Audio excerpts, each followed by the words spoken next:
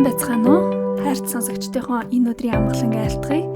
За YouTube сувга эргэх байдлаар нэг бичлэг яриа хий гэж бодлоо.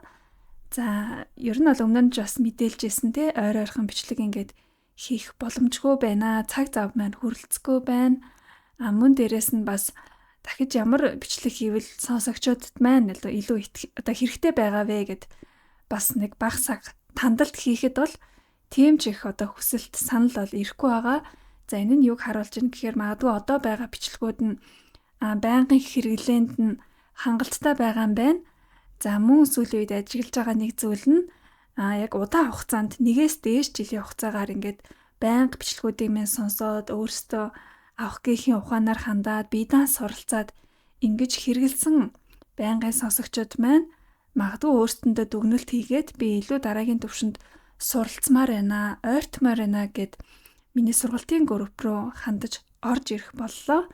За тэгээд зүгээр ингээд нөгөө сургалтын бүртгүүлэг гэхээсээ илүүтэй нөгөө ийм байнгын сонсогч байна гэдгээ илэрхийлээд бичиж байгаа нь надад бол их талархах сэтгэл баяр бол төрүүлсэн. За тэгэхээр яг л би бас анх сувгаа ингээд ажилуулж нээж явахдаа бодож исэн.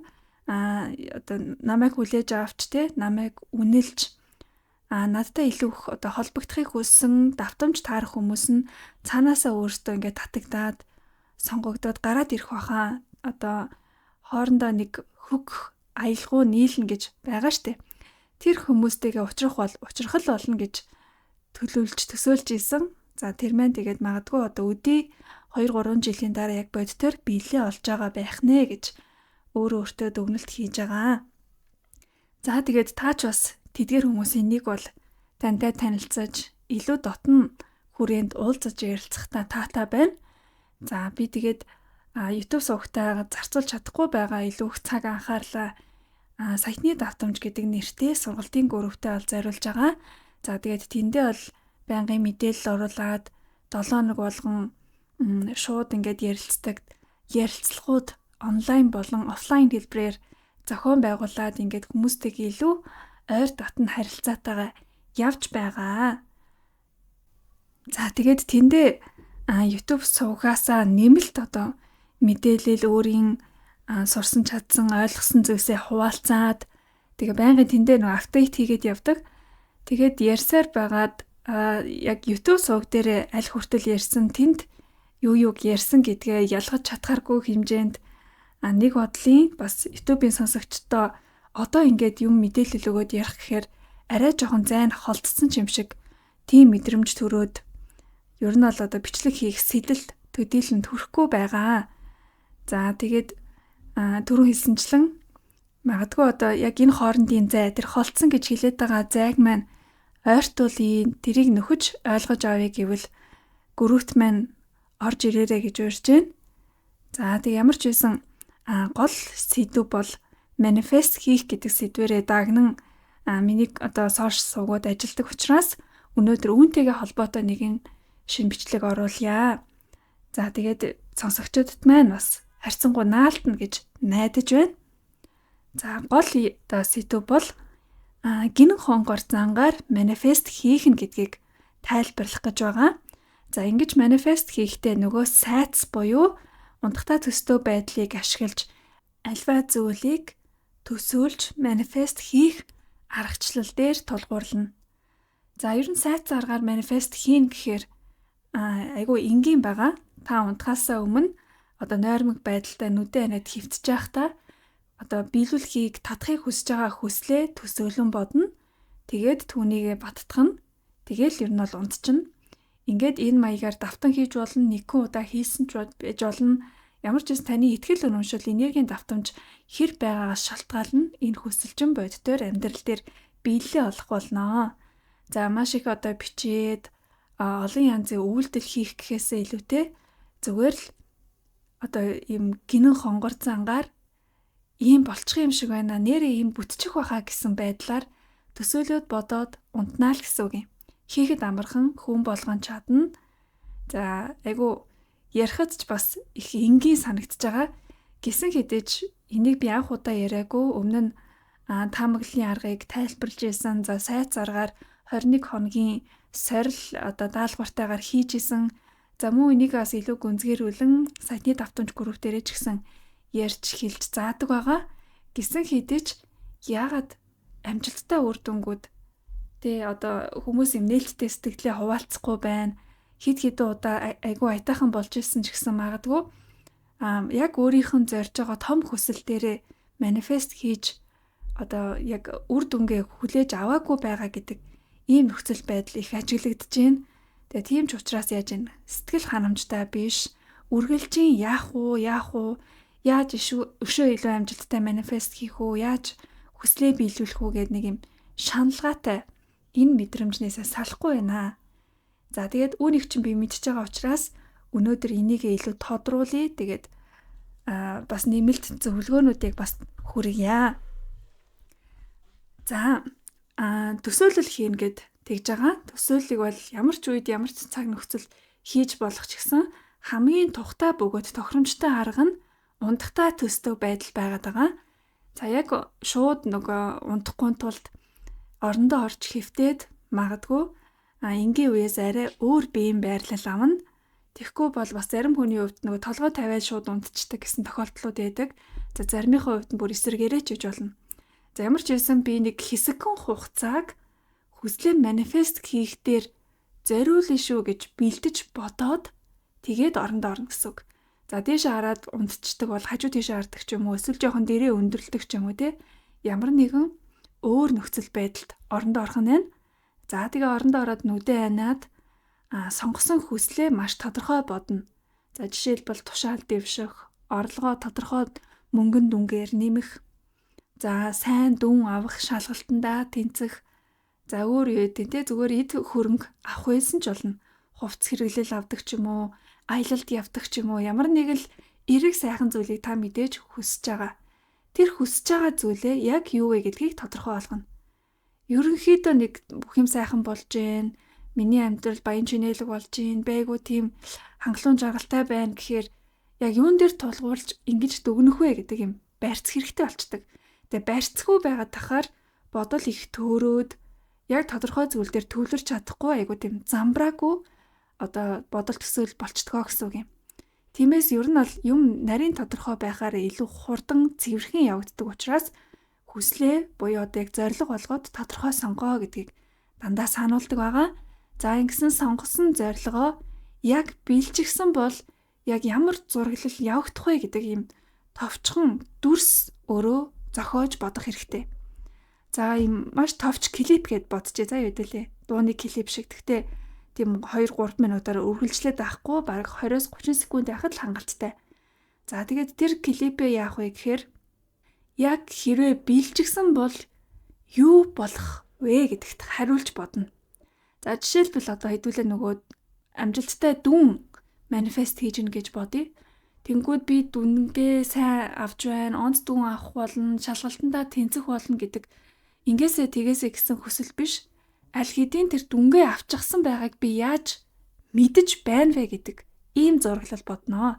Жишээлбэл одоо интернетээр ороод тодорхой дүнгээ шалгадаг сайт руу орсон чинь таны овог нэр дээр яг хүссэн дүн чинь бичээстэй байдаг ч юм уу. Эсвэл дүнгээ ингээд гэрийнхэндээ зарлаад гэрийнхэн чинь баяр хүргэж байгаа, багш чинь баяр хүргэж байгаа, ангийнхан чинь бүгд одоо дуу алдан биширч байгаа ч юм уу. Энэ одоо яг хүсэл биелэхэд ямар зураглал явагдах уу, надад яг ямар мэдрэмж төрөх үү гэдгийг төсөөлж чадвал маш сайн байгаа. Мэдээж ингээл амар баярлал, догтлол, бахархаал те онгирот гэдэг ч юм уу. Тийм гоё эерэг өндөр дээд давтамжийн сэтгэл хөдлөлүүд танд төрөх болно. За тэгтээ хэд ингэж ургуулan үргэлжлүүлэн бодохгүй айл болох богинохон байвал сайн шүү. За магадгүй хин нэгэн сайн хүнээ одоо өөртөө татчихээн эсвэл одоо бит хоёрын харилцаа бүгдэж байна гэдэг тал дээр манифест хийхээ хүсэж байгаа бол нөгөө хүн чи яг гарыг чинь бариад хоёулаа үерхээ ч юм уу надтай гэрлээч гэдэг ч юм уу те ямар нэгэн тэр сайхан үгийг шууд хэлж байна. Тэгээ хилэнгүүд та тэр үгийг сонсоод танд ямар мэдрэмж төрж ийн тэр талаар зураглал ээж болно. За эсвэл одоо эд хөрөнгөн дээр төвлөрж байгаа бол одоо утасны нөгөө мессежний дуугарлаа, мессеж шалгалаа танд орлого гэсэн мэдээлэл ирсэн байна. Тэр мэдээлэл дээрх мөнгөн дүнгийн тоо яг л таны хүссэн хэмжээнд байна. Ингээл та мөнгөтэй болчлоо. Мөнгөтэй болж байгаагаа харж байгаа клип гэсэн үг. Тэр болохоос өмнөх төлөв дээр ерөөсө бодохгүйгээр аль хэдийн биелчихсэн буюу эцсийн үр дүнгээ харж байгаа ийм зураглалыг төсөөлөл хийвэл маш сайн байгаа. За тэгээд төсөөлөл зураглал хийжлээ. Араас нь яах вэ гэхээр үнийгээ баттгах нь. За би мөнгөтэй болчлоо. Би хайртай хүнтэйгээ нийлжлээ. Би шалгалтандаа тэнцчлээ. Би жингээ асчлаа. Миний арьс гэрэлтэж байна. Би гойлог сайхан биеэ талент харж байна. Одоо өөр юу ч гэдгийг. Энэ бүхэн үнэхээр болж байна. Би бүтчихсэн байна. Би үүнийг мэдэрч байна, мэдэж байна, харж байна гэдгээ одоо affirmation үгээр эсвэл яг бодолдоо шууд баттгах хэрэгтэй. За энэ баттгал бол их чухал байгаа. Яг л нөгөө нэг натуратаар баталгаажуулбал бид нэг бүх юм бүрэн төгс болчлоо гэж нэг итгэдэг штеп.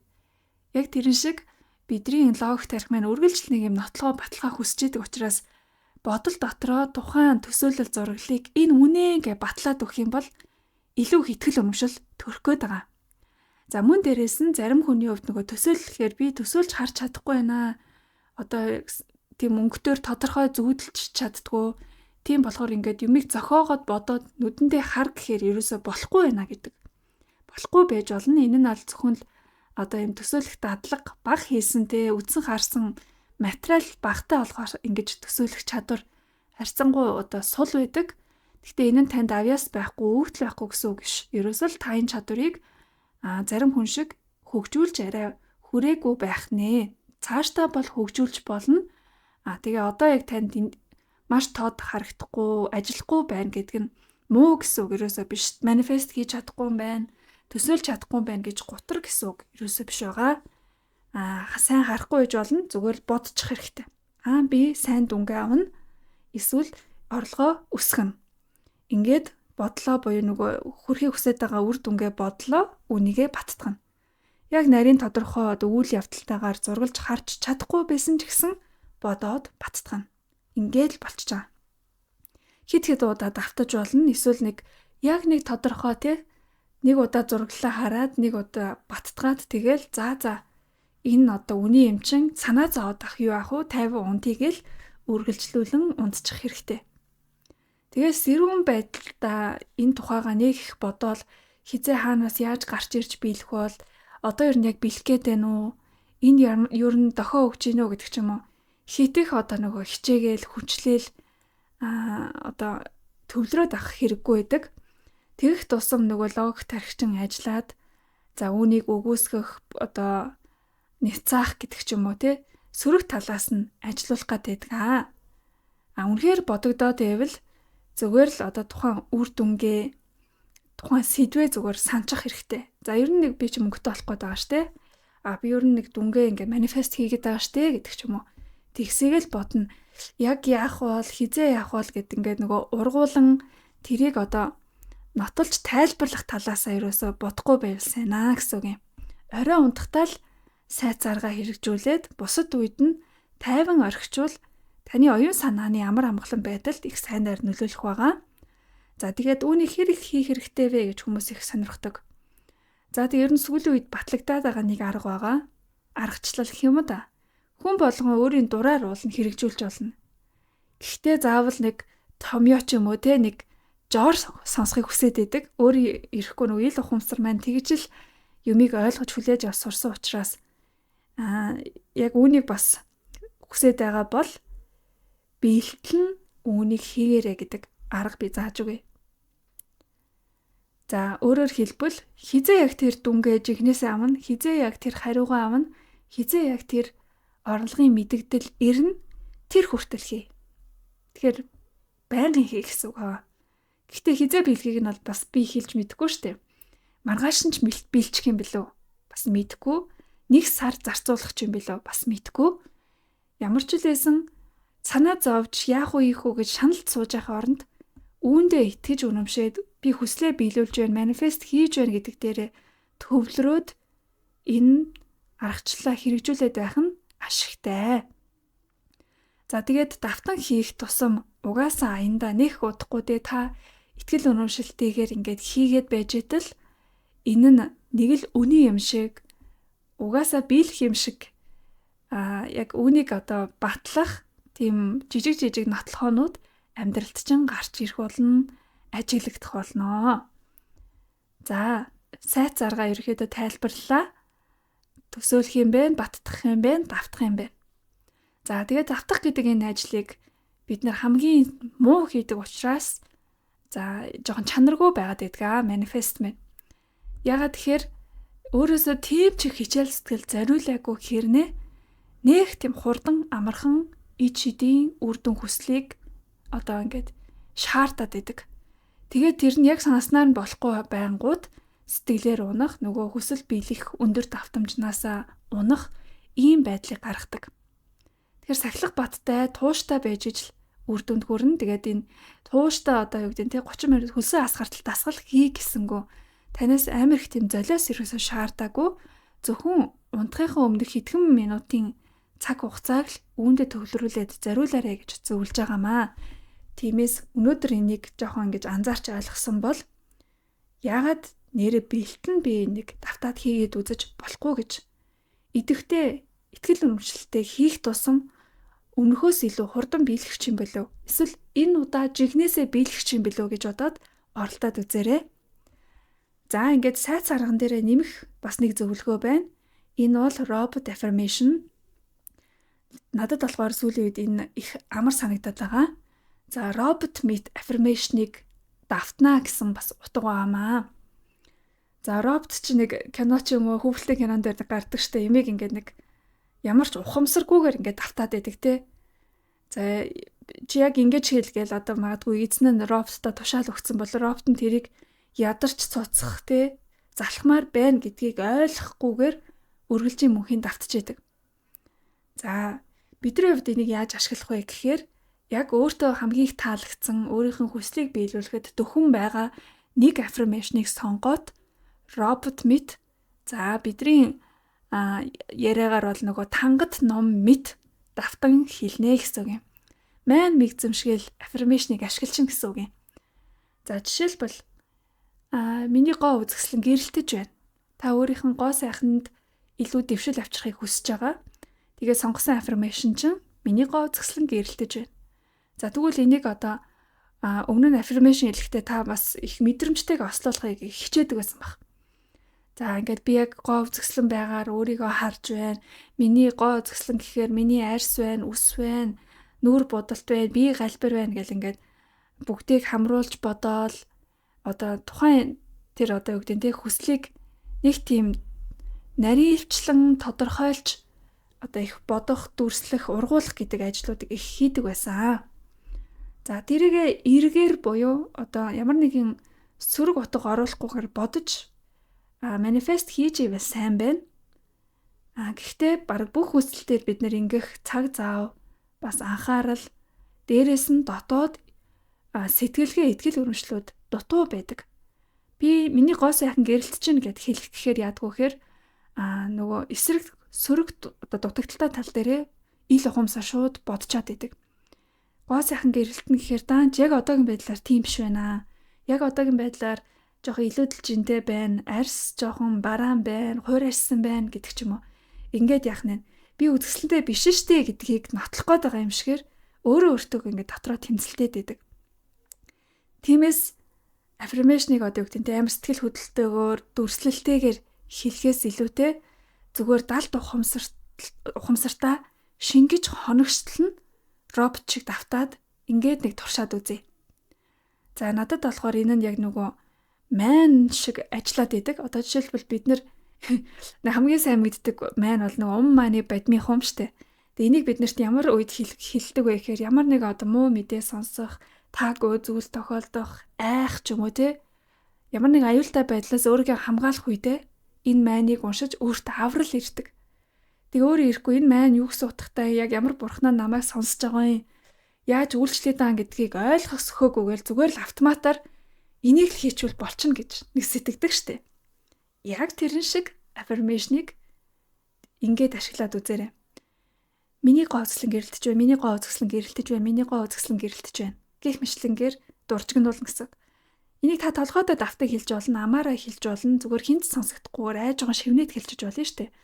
Тэгээ ямар үед вэ гэхээр тийм үгдэнтэй амар их тийм ухамсартайгаар ямар нэгэн ажил үйлдэл хийгээгүй үедээ. Өөрөөр хэлбэл та маш анхааралтай ингээл компьютер дээр ажил хийх, хүнтэй юм ярих, хоол идэх гэдэг ч юм уу, тиймэрхүү зүйл хийгээгүй. Бас нэг юм дил сул гадуур яг алхаж идэх ч юм уу, автобусанд суугаад бөглөрөөд явж идэх ч юм уу те. Эсвэл зөвөр гэрээ цэвэрлээд нэг тийм айхтар юм сэтгэн бодох чадвар ашиглаагүй тийм үйл ажиллагааны үедээ робот аффирмашныг. За бүр нөгөө унтахтаа давтаад хэлсэн ч бас болно. Зарим хүнд нөгөө нойргуудад унтахтаа тоолох, хонь тоолох ч юм уу те, тиймэрхүү аргачлалууд ашигладаг штеп. За бүр ингээд нөгөө амьсгалын дасгал хийгээд бас тоотоо хослуулад хийдэг тохиолдол ч байна. Ямар ч л байсан нэг юм юу гэдэг те affirmation олон тоогоор давтаг хийх завтай үедээ л хийгээд ашиглаад байна гэсэн үг юм. За тэгээд энэ affirmation үнэхээр биелж гин гэдэг буюу биелж байгаа одоо үр дүн гарч байгаа төлөвдөр очтлоо бас давтан хэлнэ. Хизээ та өөрийгөө тойлонд хараад миний гоо өвсгөл үнэхээр гэлт чинь гэж хүлээн зөвшөөрч чадна. Тэр болтол хэрэгжүүлж болно. За тэгээд энэ нь бас бидний хувьд бол шин дадал учраас эхний ээлжинд нэгийг сонгоод нэг нь яг өөрөө чинь гарт ортол гэдэг шиг те завл гарвал савл хийвэл автоматар аманд өглөгддөг болтол нь хийгээд үзнэ. За тэгээ саний миний авсан жишээ бол зүгээр зүүрлэл учраас та яг өөртөө тохирсныг хэлнэ. Одоо орлого мөнгөтэйг холбоотой байд юм уу? Гэр орон байна уу? Эрүүл мэндтэй холбоотой байна уу? Эсвэл харилцаа те бидний харилцаа төгс сайхан байна, эвтэй найртай байна. За эсвэл юу гэдэг нь те би өөрийгөө маш эрүүл сарвал эрч хүчтэйгээр мэдэрч байна. Ингэнгүүт яаж нөгөө танд одоо цаад болоод байгаа ч юм уу өвдөд байгаа бүхий л эрүүл мэндийн асуудлыг чинь дотроо агуулад тэгээ сайнаар шийдсэн хувилбараар энэ affirmation илэрхийлж өгч байгаа юм. Тэрнээс миний бөөрийн өвчин идэгсэн байна гэж ярихгүй гэдгийг бол бид нар мэдэн штэ тий. Тэгээ бөөрийн өвчин байна уу, толгой өвчин байна уу, харшил байна хамаагүй таны биеийн бүх байдал онц сайн байна. Би өөрийгөө эрүүл саруулаар эрч хүчтэйгээр мэдэрч байна. Ингэж мэдэрч байгаа юм чинь үүнд ямар ч өвчин зовөр асуудал мэдээж байхгүй гэсэн үг. За гих мэтлэнгээр яах нь робот affirmation-ыг хэдүүлээ хэрэгжүүлж manifest хийя гэдгийг сануулж байна. За ингээд миний одоо гол зааж өгөх manifest хийх аргачлал бол болчихж байгаа юм. Тэгээ ингээд хэлэхэд ч амархан тэгээ яг бодит байдал дээр асуудалтай байна гэж хүмүүс их ханддаг. За яагаад асуудалтай байгааг нь би бас мэдэж байна. Тэрний үн гэхээр таны дотоод итгэл үнэмшлүүд, бодлын ухагтхуунууд үүнтэйгээ нийцэж ажиллахгүй байгаатай л холбоотой. Тэгэхээр дахиад нөгөө парадигм гэдэг сэдв хөндөгдөн. Парадигм буюу та өөрийгөө юу гэж итгэдэг таны талаарх ойлголтууд яг далд ухамсар чинь хэрхэн хадгалагдсан тэр чинээгээр л үргэлжийн мөнхийн ажиллаж идэг гэсэн үг. Тэгээ бид нэр парадигмын шилжилт буюу тэр бодлуудыг шинээр өөрчилж тавих л хэрэгтэй байдаг. За тэгээд өөрчилж тавих замдаа гарсан хүмүүс их байгаа. Өөрийгөө одоо урд нь би хөөхөнгөө хэлэхээр ерөөсөө наалддаггүй байлаа. Юусе надтай хамаагүй юм шиг тийм амар хүнд үг шиг санагддаг байсан бол одоо би өөрийгөө хөөхөн гэдгийг хүлээн зөвшөөрдөг болсон. Нэг жил affirmation сонслоо гэсэн ийм сэтгэлдлүүд надад их ирж байгаа. За энэ яаж нэхэр нөгөө л давталтын ачаар хөөхөн гэдэг үг тань руу нэвтэрдэг болсон байна. Олон дахин давтсан байна, хичээсэн байна. Гэтэ одоо та нэг ойлголтыг, нэг парадигмыг солиод чадсан юм чинь дараагийн парадигмыг ч бас энэ маягаар амархан сольчин гэдэгтэрээ өөртөө жоохон урам хүч өгөөд хурдлуулж болно. Ганц үгэн дээр л нэг жил ажиллаад дараагийн үгэн дээр нэг жил ажиллана гэсэн үг ерөөсөө биш. Одоо та сурсан юм чинь нөгөө арга барилтаа болсон учраас хурдан солиод ээж болно. За энэ тухайн анх удаа сонсож байгаа хүн байх юм бол та одоо affirmation-ы тусламжтайгаар би бол амжилттай, би бол хөөрхөн, би бол үзэсгэлэнтэй гэдэг ч юм уу. Им сайн сайхан утгатай үгнүүдийг өөрийнх нь далд ухамсарт шингээж, шинээр бодож давтах хэрэгтэй гэсэн үг юм. Ингээд давтаад байхаар угаасаа яаж вэ? Нөгөө бараг залхтал давтж байгаа учраас бүр ингээд автоматар тарих толгоон дотор тоглогддог болно гэсэн үг юм. За тархи судлаар ярих юм бол та өөрийнх нь талаарх бодлын шинэ замуудыг тархин дотроо мэдрэлийн эсүүдийн хооронд холболт үүсгэж байгаамаа. Шинэ замууд бий болсон гэсэн үг. Урд нь би өөрийгөө хангалттай хөөрхөн биш гэж боддог байсан бол одоо шинээр би ер нь хөөрхөн хүн юм аа гэдэг бодлын зам үүссэн гэсэн үг юм. Тэгээ зам үүсээд нэг анх зураас нь зам байсан бол тэрүүгээр өдөр болгонд яваад ах юм бол нөгөө хар зам болоод сүултээ магадгүй бүр цементэн зам болоод дараа нь одоо бүр юм нөгөө уурсдаг шатчиг автоматар юм уурсдаг замч болох юм билүү. Би гэдэг үг орж ирэхэд араас нь хөөрхөн гэдэг утга орж ирдэг болох хэмжээнд тэр зам таны тархинд тодрох боломжтой гэсэн үг юм. За үүнийг л ерөнхийдөө парадигмын шилжилт хийснийхээ ачаар та шинэ бодол сэтгэлгээтэй болж үүнээс улбаатаагаар итгэл үнэмшилчин өөрөөр эерэг утгаар ажиллаж эхэлнэ. Би ер нь нэрээ хөөрхий юм байна. Би ер нь амжилттай байж чадах юм байна.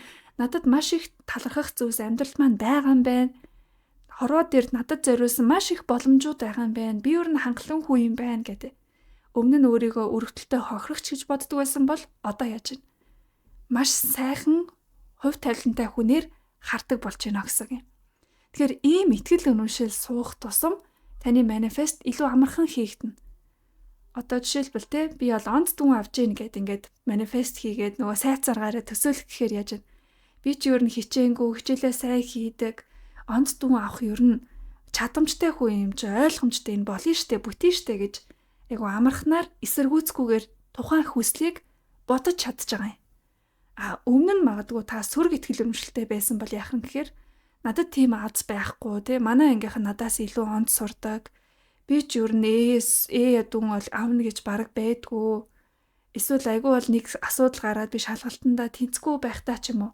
Дандаа юм сул дорой сүрэг утгатай бодлуудыг өөрийнх нь талаарх бодлуудыг тээдэг байсан байна. За тэгэхээр яаж вэ? Эрэг, шин, хүчрхэг итгэл үнэмшилтэй байвал биднэрт маш тустай байна. Даанч бас л яах нь ийм итгэл үнэмшилтэй баймаар л байна. Даанч болохгүй байна гэд ингээд нөгөө асуудлууд маань сэдрээд гараад ирнэ. За таныг ийм итгэл үнэмшилтэй болоход саад болж байгаа зүйл юу юм гэхээр та өөртөө нэг тийм тунхаглал, хууль дүрм, хэл хязгаарыг тогтоож чадахгүй бусдын нөлөөнд автаад байгаа юм. Би бол хөөрхөн. Бусдын юу гэж хэлэх нь хамаагүй. Би өөрийгөө хөөрхөн гэж дүгнэмээр байна. Би дүгнж хөөрхөн гэдгээ хүлээн зөвшөөрч байна. Хөөрхөн хүнийг толинд харж байна. Хөөрхөн байхыг би сонгож байна гэдэг ч юм уу. Ингээд яаж вэ? Тэр би хөөрхөн гэдэг бодлыг, үзэл бодлыг хамгаалсан юм баттгалуудыг, тодорхойлтуудыг гаргаж чаддаг. Энэ бол яг үгээр өөртөө хайртай, өөртөө итгэлтэй хүний хийж чадах зүйл юм. За тэгээд уул нь бол доторх хүсэлчин бол би хөөрхөн баймаар байна гэдэг дээр төвлөрч байгаа боловч нөгөө саяны тэр хайр, итгэл дутаад ирэхээр яадгүй гэхээр бусад хүмүүс чиний хөөрхөн гэж юу ах вэ? Хөөрхөн хүн гэдэг чи энийг хэлтийн хардаа чи гэж зургийг харуулна. Ийм нүдтэй, ийм зүс царайтай, ийм сайхан бие галбиртай. За тэгээ хөмсгөн нүдэн уруулна, арьсны өнгөн гэж ерөөсөө ярьж өгнө. Энийг хөөрхөн гэдэг болохоос чамайг хөөрхөн гэдгүй маа. Ингээд яаж вэ? Өөрийгөө хөөрхөн гэж бодох үзэл бодолд чинь бусад хүмүүс нөлөөлж эхэлнэ. Тэгээ яавал хөөрхөн болохыг чинь тэр хүмүүс бас зааж удирдах эхэлнэ. Чи нүрээ тэгэж бууд, үсээ тэгэж засуул, жингээ хас, арьсай, цайр бол юу гэдгийг. Ингээд таныг өөртөө итгэлгүй, өөрийгөө бусадтай харьцуулсан, би ер нь хөөрхөн биш юм байна гэдэг энэ бодол руу түлхдэг гэсэн үг. За тэгээд энэ хөөрхөн гэдэг бол ерөөсөө жишээ гэдгийг манайхан ойлгож байгаа тийм. Өөрийн чинь сонгосон тэр итгэл үнэмшилтээр та бас яг ингээд бодоод үзээрэй. Би өөрийгөө тийм гэдэгт итгэхэд яг юу саад болоод байна? Хүмүүс энэ талаар надад юу гэж ярьж байна? Тэгэхээр та өөрийгөө бусдын нөлөөнд хэрэг хавтаад байна гэдгээ бас анзаарч дүгнж болох юм аа. За тэгээд магадгүй дүгнэлт чинь би нэрэл тэгээд байна. Өөрийнх нь бодолтой ингээд итгэлтэй байж, доктортой байж итгэл үнэмшлээ хамгаалж чадахгүй байна, байгу хүчтэй байж чадахгүй байна гэдэг ийм дүгнэлт гарсан бол өнөөдрийн гол сэдэв болсон гинэн хонгор зангаар үүнийг даван туулъя. Гинэн хонгор гэхээр би ийм нэг утга илэрхийлэх гээд байгаа юм л да. Нэг бодлын жоохон тэнэгч юм шиг те. Чи ер нь тийм хүн штэ гэж хэлчихээр нэрээ тийм юм болоо гэж боддог. Одоо хүүхэд байгаад их хэрэгждэг байсан да нөгөө ах дүү нар ингээл нэг нэгээ те. Чи манай аав ээж нь төрсөн хүүхэд биш штэ. Аав ээж чамайг нийлэх багт чинь гадаанаас олсон байхгүй юу гэд ярихаар итгээд уйлдаг байснаа санаж гинөө та нар. Эсвэл хин нэг нь бас дүүгээрээ ч юм уу тэгж тоглодог байсан. Тэгэхээр тэр хүүхэд яаж нэхэр гинэ хонгор байгаа байхгүй юу? Тийм байх боломжгүй одоо юу гэдэг нь те хүн хүүхдийг тэгэл олоод дураараа өсгөж болохгүй ч юм элдв юм бодож чадахгүй зүгээр л манай ахт надад тгээ хэлсэн юм чи үнэн л юм байна да. Нэрээ би ер нь тэр ахтай чи ингээд аав ээжээс өөр мөөр ч юм уу эсвэл бидраас өөр яагаад гэвэл чи төрсөн хүүхэд биш байхгүй юу гэдэг нэг шалтгаан хэлсэн чинь тэрийг нь үлгэж аваад нэрэл тийм юм байна гэж итгэждэг. Эсвэл одоо юу гэдэг нь те нөгөө хүүхдээ чинь хөөргөл чи өстө ухаантай хөөрхөн шүү. Чи өстө хөөрхөн хүүхэд байхгүй юу? Чам шиг мундаг хүүхэд ерөөсөө энд ертөнцид байхгүй энэ илчгээр бас би нэрээ өстө бурхан шиг те супер хүүхэд юм байна гэ бас итгэждэг. Эсвэл сөрөг утгатай байсан ч гэсэн нөгөө гинэн хонгоор цагаан цаас учраас тийм л юм байна гэд хүлээгээд авчдаг. За яг энэ шиг бид нар одоо том болсон, насанд хүрсэн хүмүүс болсон ч гэсэн яг л ийм гинэн хонгор зан бидэнд дутагдаад байна. Ялангуяа өөрийнхөө талаарх эерэг итгэл үнэмшилт. Миний аффирмашнууд дандаа ийм эерэг утгатай үгнүүдийг ашигладаг та нар мэдж байгаа.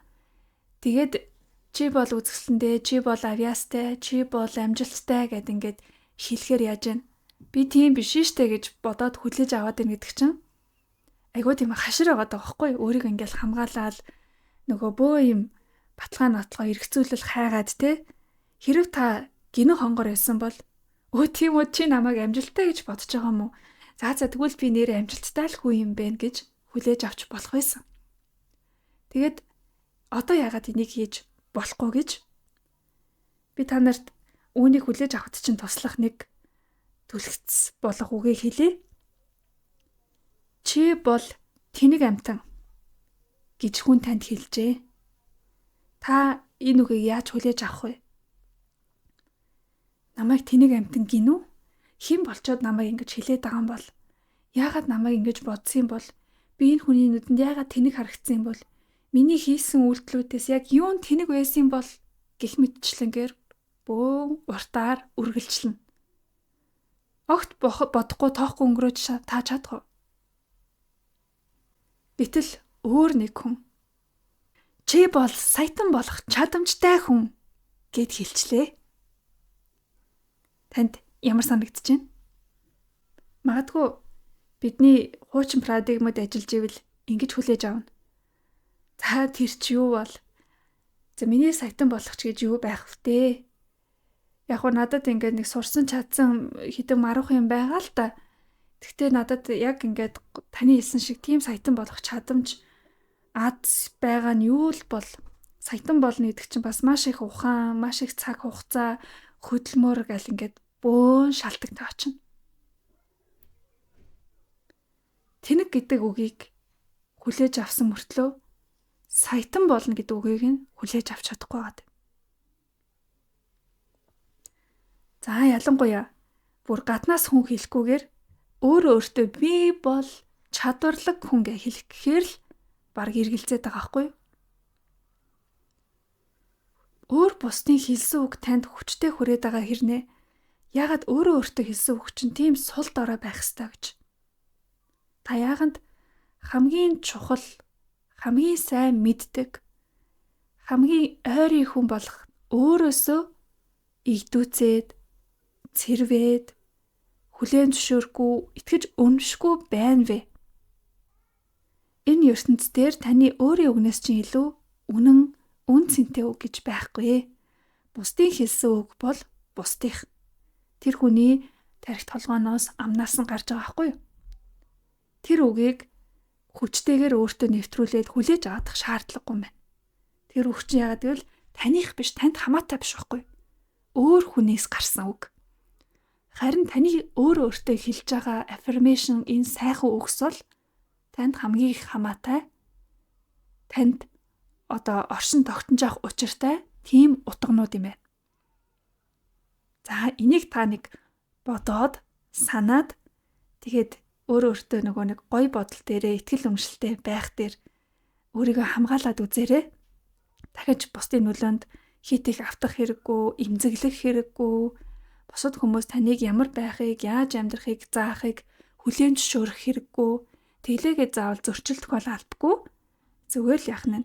Та өөрийгөө хэн гэдгээ дотроо мэдж байхад л хангалттай. Тэгээд хэн байхаа бас та сонгож байгаа. Энэ affirmation, энэ эерэг утгатай өгнүүдийн итгэл үнэмшлүүдийн ачаар та чадварлаг баймаар байна уу? Амжилттай, азтай, зол буянтай, авьяастай, хайрлагцсан хүн баймаар байна уу? Үүнийг та өөрөө сонгож бүтээн биежүүлэх боломжтой юм аа. За бас итгэл үнэмшилтээр чинь нэмэр болох дахиад нэг бяцхан аргыг зааж өгье. Хэрэг танд ямар нэгэн санаа зовнилууд байгаа бол санаа зовнилууд гэдэг маань нөгөө энэ сайхан шин парадигм эерэг итгэл үнэмшлээ бий болгоход гарч байгаа саадал гэсэн үг шүү дээ, тий. Тэгэхээр тэр санаа зовоод байгаа зүйлээ эерэг утгатай affirmation болгож хувиргах ийм дадлага хийгээрэй. Тэгээд аяндаа нөгөө нэг сөрөг бодол бодгоо болдог байгаа.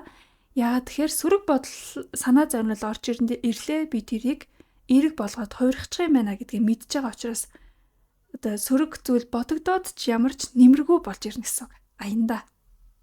Тэгэхээр гоё гадтай тий.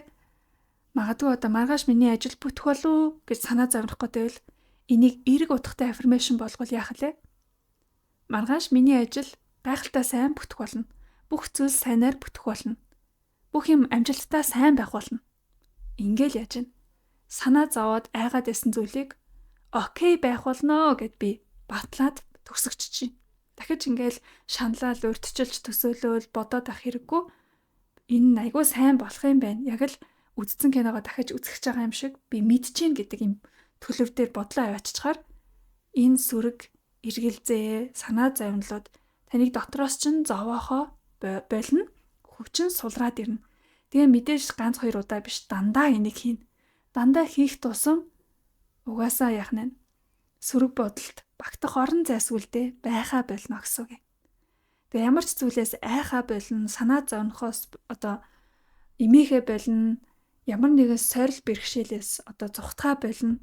Зүгээр л та бүх зүйлд бэлэн, сониуж, өөртөө итгэлтэй байж чадах болно.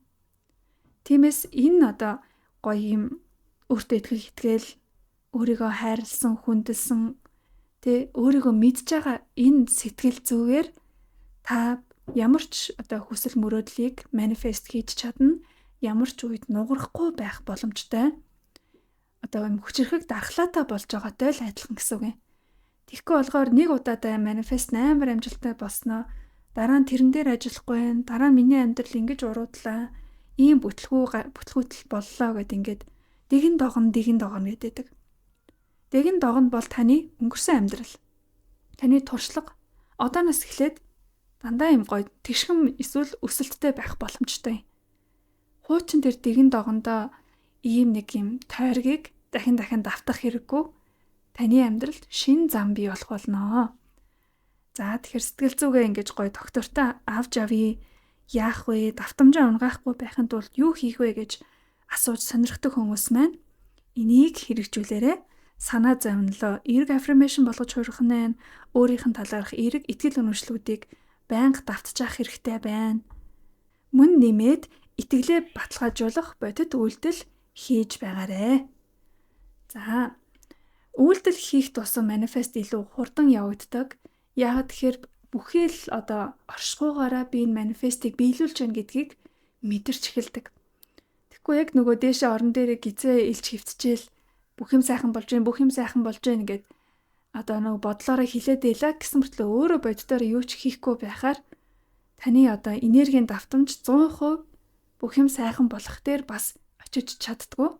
Магадгүй бүх юм сайхан болохын тулд та эрүүл байх хэрэгтэй ах те. Эсвэл цэвэрхэн орчинд амьдрах хэрэгтэй байх. Эсвэл ямар нэгэн амьдралын баталгаатай байх хэрэгтэй. Тэгх тусам яах нь?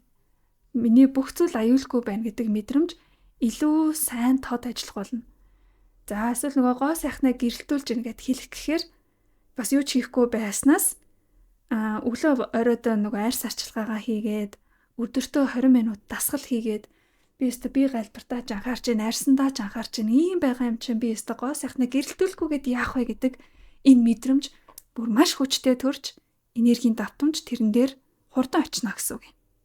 Тэгэхээр бодит өгүүлтэл одоо нөгөө манифест хийж байгаа зорилго хүсэлтэйгээ нийцсэн бодит үйлдэл хийх нь нэмэлт хүч юм шүү гэж сануулмаар байна. За дараагийн нэг point байна. За тэгээ ер нь бол давтагдаал байгаа л да, ер нь бол миний ярианууд гэсэн хэдиж дахижил онцолж хэлэхгүй бол бид нар чинь нөгөө сураагүй учраас орхигдуулаад идэм байна. За та юунд хамгийн их хариуцлагатай ханддаг вэ амьдралдаа? Ажлаа хариуцлагатай хийдэг гэдэгт чинь би бол итгэж байна. Та хамгийн багадаа 8 цаг ажиллаад эсвэл түүнээс илүү цагаараа ажиллаж ажлын гүйцэтгэлтэй анхаардаг. Яагаад гэвэл энэ ажил таны амьдралын одоо эсвэл орлогын баталгаа байж идэг. Та цалингаа ч юм уу орлогоо олж авахын тулд энэ ажлыг үнэнд шударгаар ч юм уу өндөр гүйцэтгэлтэйгээр хийх нь зайлшгүй юм а гэж мэдчихэдэг. Өөрөөр хэлбэл та хүнд маш их хариуцлагатай хандаж дотроосоо ухамсарлаж ажилдаг. За мөн та гэр бүлийн гишүүнийхэн үүргийг маш хариуцлагатай биелүүлдэг бах те. За ээж юм уу аав эцэг их байлаа гэхэд өөр хүүхдийн хүмүүс маш их хариуцлагатай ханддаг. Чөлөө аавын амрыг залхуурыг боли таслыг гэсэн ойлголт байхгүй. Би үнийг биел хийхгүй бол өөрхийн хийх вэ? Би үнийг хийх учиртай ёстой гэдгээ мэдж байгаамаа. За энэ нь яаж юм гэхээр та чухал гэсэн зүйлдээ маш хариуцлагатай тууштай ханддсан байна гэдгийг илэрхийлж байгаа юм. Ажлаа банк хийдгүү хүн байна уу? Бараг л байхгүй те. За ихэнх хүмүүсийн хувьд яг л юм энгийн тогтмол ажил хийдэг штэ. За тэгээд ихэнх нь бүтэн жил ажиллаад яг энэ зундаа багтаагаад ээлжийн амралтаа ч юм аваад байж байгаа. Бусад бүх үед л та ажилд явж ах хэвээр, ажлыг хийж ах хэвээр гэдгийг мэдчихэдэг. Тэгвэл саний миний дурдсан зүйлс таны амьдрал чухал шиг таны манифест хийх гээд байгаа хүсэл хэр чухал вэ? Түрүүн жижигхэн жишээнүүдийг авсан те, нэг дүн авъя. Одоо юу гэдэг нь орлогын мэдээлэл авъя гэдэг ч юм уу. За магадгүй бас бүр томоор хүсч мөрөөдж байгаа хүмүүс байгаа. Өөрийн гэсэн байр сууцтай болъё, машинтай болъё, гадаад руу аялъя, өөр хүүхдээ гадаадд сургая ч юм уу. Нилээд их юм хэмжээний одоо томоохон эерэг өөрчлөлт шаардсан ийм хүслүүдийг ихэнх нь сонгосон байгаа.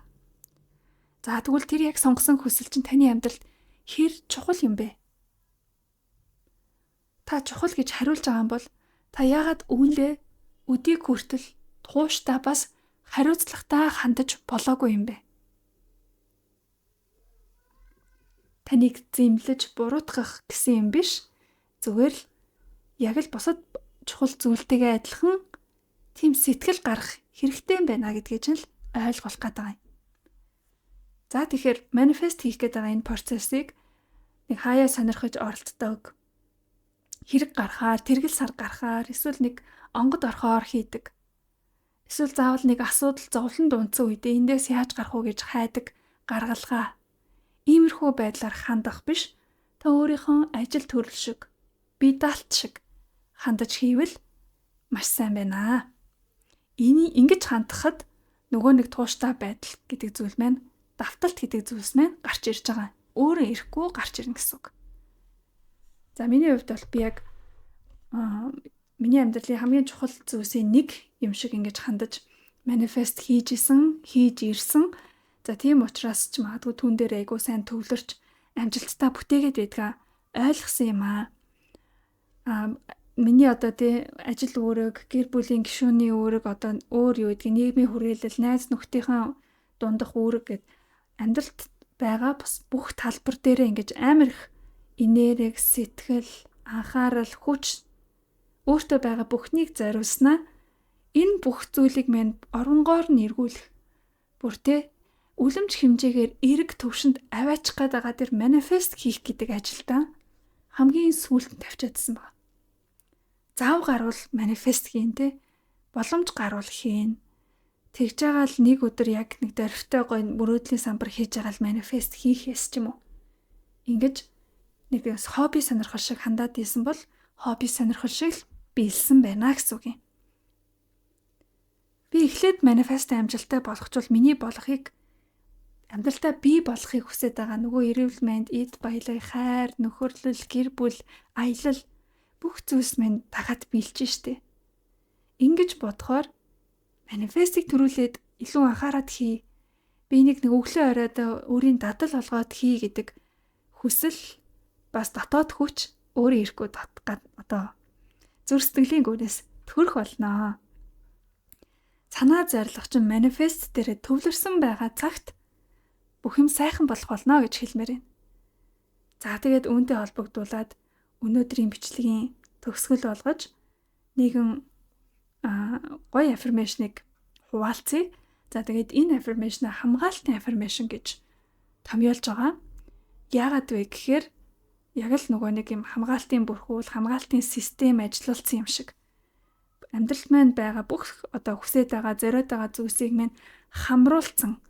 За нөгөө буддийн шашнаар бол нэг юм даатгах гэдэг итгэжтэй бид нар. За нөгөө даатгцсан шүү, номыг уншуулсан шүү, хямрын сан тавиулсан шүү гэж ярьдаг шиг яг тийм хамгаалтын аффирмашныг хэдүүлээ. Бодол санаагаа төвлөрүүлээд хэрэгжилж сурцгаая. За энэ аффирмашн танд мэдээж таалагдвал та өглөө оройдоо ч юм уу яг нэг өөрийн нэг рутин дэглэмдээ оруулаад дадал олгоод ашиглаж болно. За түрүүн дурдаад ярьж өнгөрсөн шиг робот аффирмашн шиг тэгээ нэг ухамсаргүйгээр тангад ном шиг давтан ярьж болно.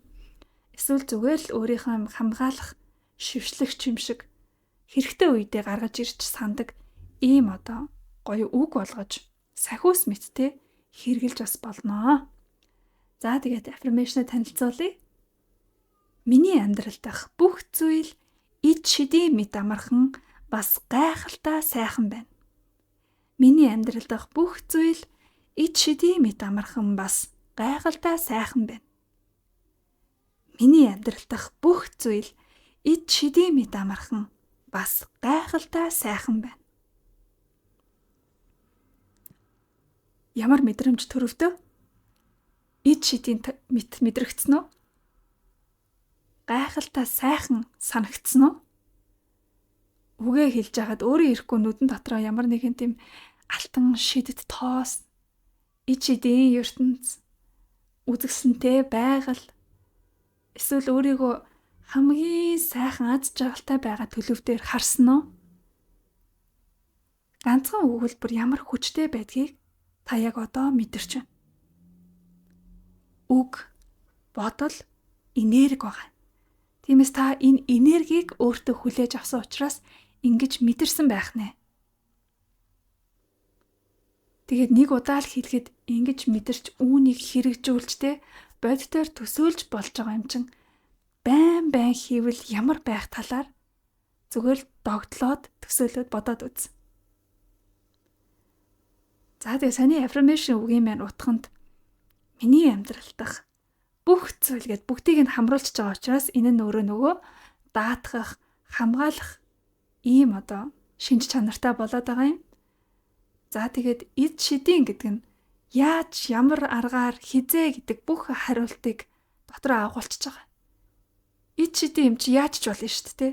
Гэнэт таны амьдрал нэг шөнийн дотор өөрчлөгдсөн ч болох нь байна. Таны бүтгэхүйдээ болохгүйдээ гэдээсээ асуудал оронгоор эргэж болно. Тэгээ яаж яахаараа гэдэг юмыг та бодох угаасаа шаардлагагүй. Зүгээр энд эд шид ажиллаж байгаа гэл гинэн хонгор зангаар итгэж байгаа юм. Эд шидийн мэд амархан биелнэ гэж. Тэгэхээр гоё яваад. Тэгээ мэдээж бүх зүйл төгс сайн байгааг илэрхийлээд гайхалтай сайхан гэдэг үгээр томьёолчлоо. Миний амьдрал дах бүх зүйл эд шидийн мэд амархан бас гайхалтай сайхан байна.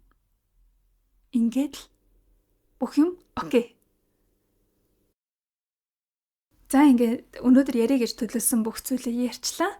Хэрвээ энэ дугаар бичлэг таалагдсан бол та юу хийгээ мэдж байгаа.